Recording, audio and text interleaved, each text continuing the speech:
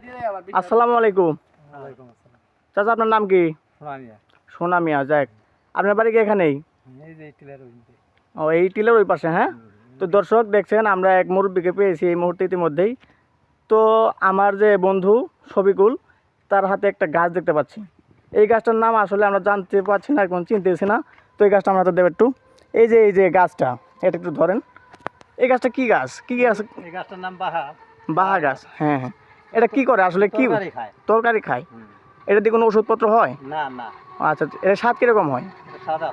আচ্ছা, এটা কি শক্ত নাকি নরম? এটা কীভাবে দেখে নেবো আমরা? এটা এই যে কুচি ছোট ছোট করে কাটি ছালটা উঠবো। তাহলে এগুলো, ছালটা উঠলে ওরা মাঝখানে একটা ফালদা না করে তরকারি দিয়ে।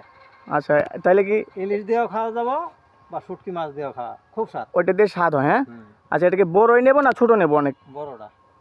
অনেক বড়টা নেবো, যেটা একটু মোটা হয়। হ্যাঁ, বড়টা আর আগে একবার ছোটটা। আচ্ছা মুরব্বী, জানলাম, ভালো লাগলো। তো কষ্ট পাবেন না। হ্যাঁ, আসসালামু আলাইকুম।